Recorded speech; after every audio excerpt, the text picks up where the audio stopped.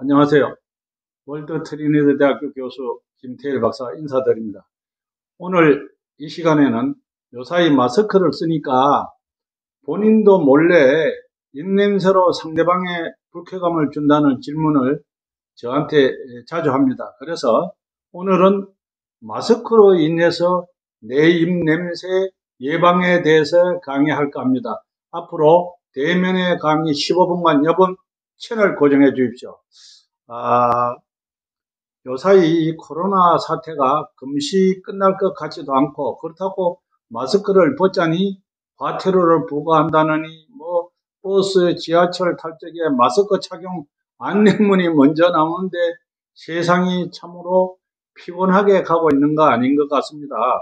여기에 덤으로 마스크를 계속해서 쓰다 보니 입안에 세균이 더 번식하여 입냄새는 물론 역건강, 즉 앞으로 폐렴도 염려되는 것이 사실입니다.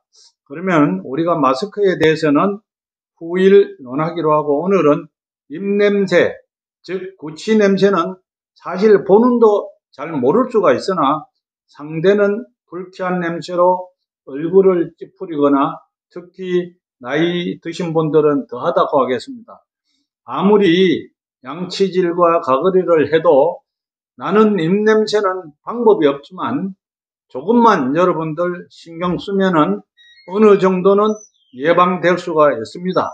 특히 술을 먹거나 담배를 오래 피우신 분들은 장기나 입안에 공기순환이 안 되어 더 말할 필요도 없고 여름이면 더 합니다.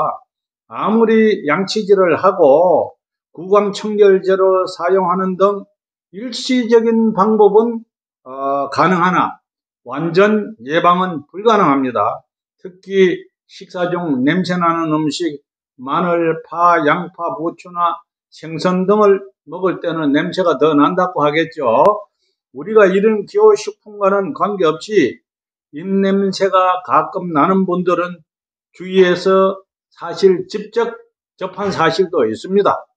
더군다나 우리가 마스크를 쓰고부터는 평소에 입냄새가 나는 분도 냄새가 납니다.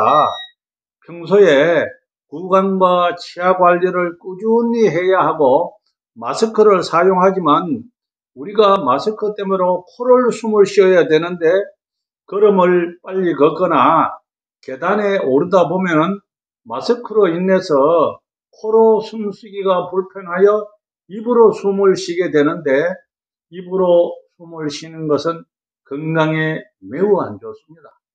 입을 숨을 쉬다 보면은 입안에 침이 마르고 입안이 건조해지면서 냄새가 날 수도 있고 후일 우리가 이 마스크로 인해서 몇 년 지난 후에는 폐에도 문제가 될 수가 있습니다. 왜 우리가 코로 숨을 쉬어야지 입으로 숨을 쉬어야 하느냐 하면은 여러분들이 코로 숨을 쉬면 우리 안에 코털에서 1차 모든 것이 걸러집니다. 그러나 우리가 입으로 숨을 쉬면 걸림이 없어요.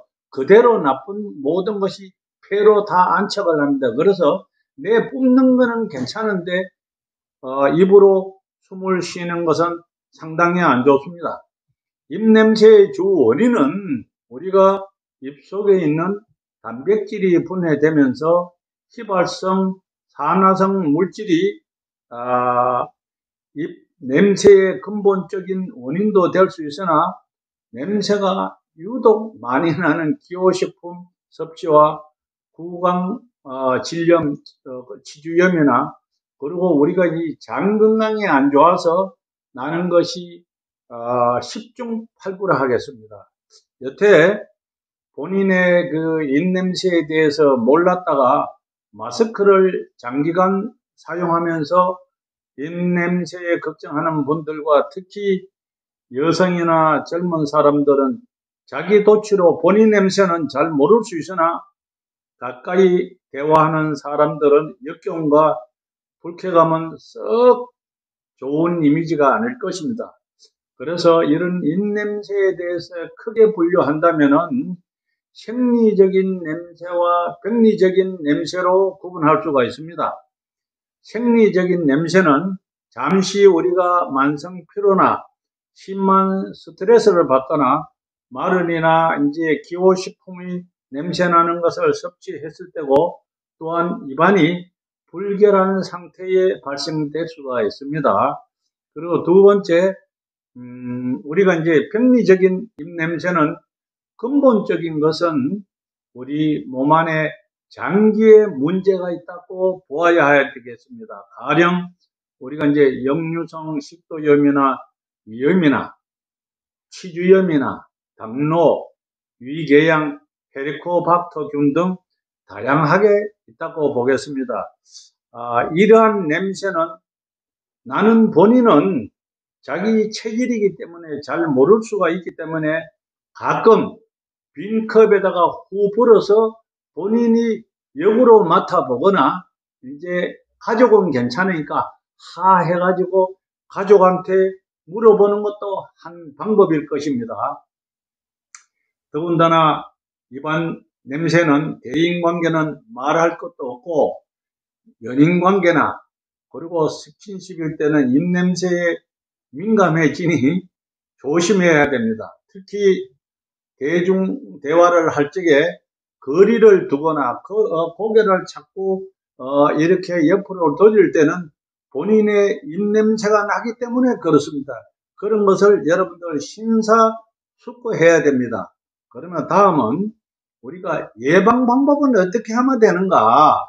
우리가 양치질은 물론 하겠지만 입안 혓바닥에 먹는 음식을 이 백태 제거, 결론적으로는 칫솔로도 이런 게 있습니다. 이래서 이 음식을 먹고 나서 이 백태를 제거와, 그리고 본인의 구강염이 없는지 모임 등에 갈 때는 향기 나는 음식을 조심을 하시고, 먼저 입안을 헹구고 완전한 뒤에 대화를 하는 것이 좋습니다. 그리고 여러분들 집에서 양치질을 하고 난 뒤에 칫솔은 어떻게 합니까? 그냥 통에 담죠. 앞으로는 그러지 말고 통에다가 소금물을 담가 놓고서 거기에서 이제 해가지고 칫솔을 하면은 삼투압 작용에 인해서 살균이 되어서 치주염이나 입안의 잡균이 어느 정도는 예방할 수가 있다고 본인이 말씀드립니다. 그리고 우리가 또 마스크를 오래 쓰다 보면은 자체적으로 이 침 등으로 인해서 그 부식균이 입안 마스크에 배어 있을 수도 있으므로, 대중이 없는 곳에서는 마스크를 벗고 숨을 이렇게 쉬고 그렇게 해보는 것도 상당한 냄새를 예방하는 방법입니다. 마스크에도 냄새가 배거든요. 그렇기 때문에 이런 것도 참고하시면 좋겠습니다.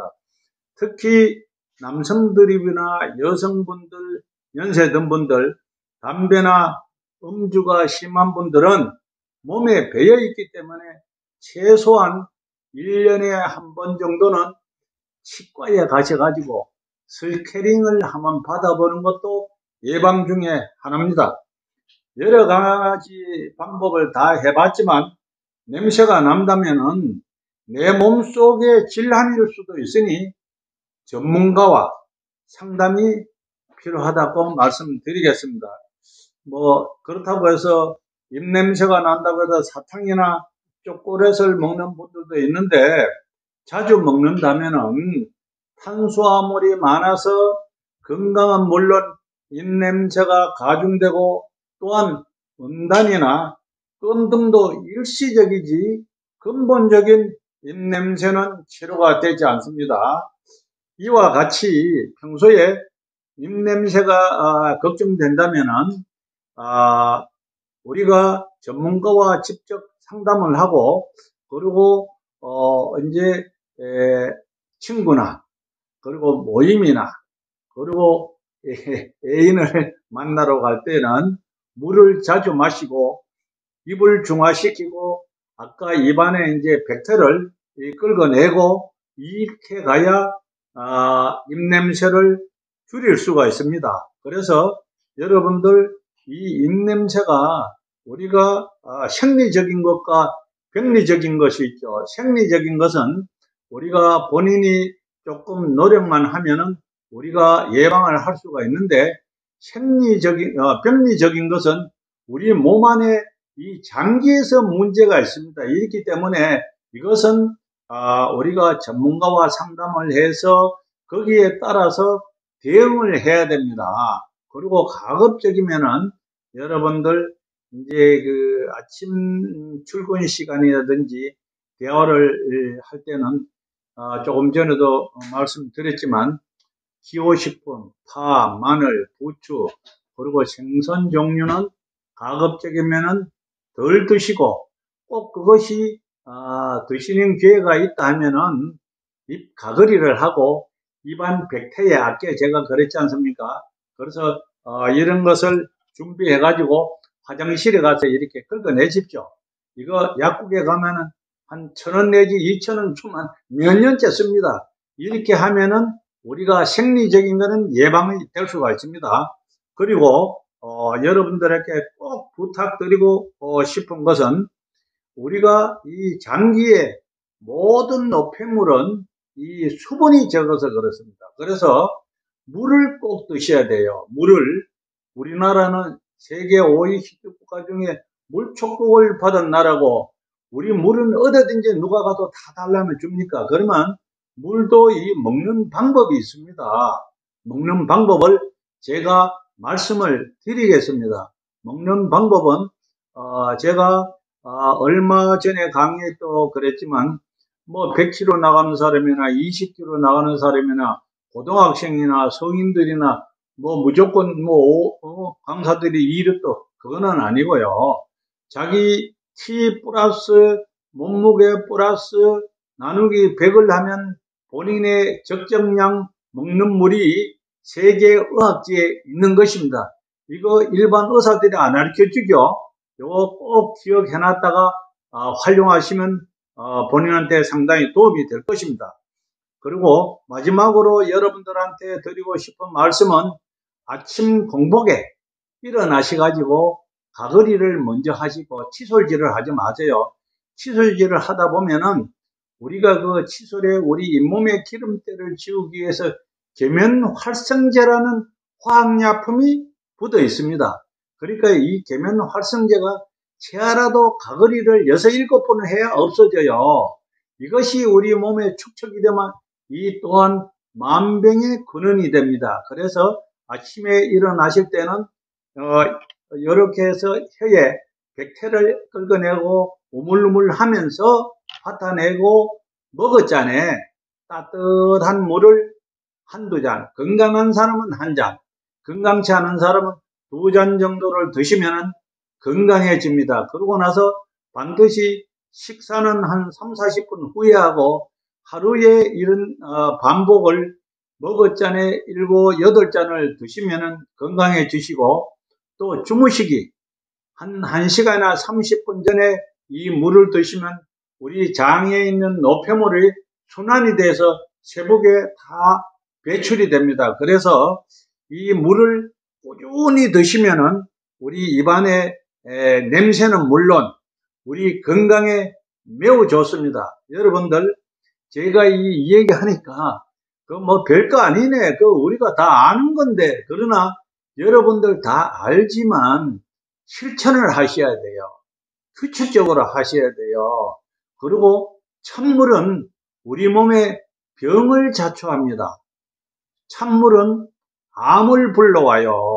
모든 만병의 기초가 되는 것입니다.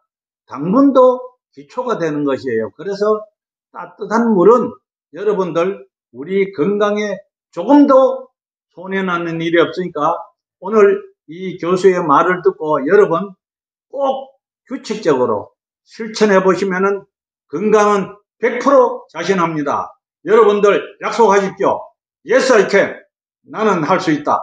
감사합니다.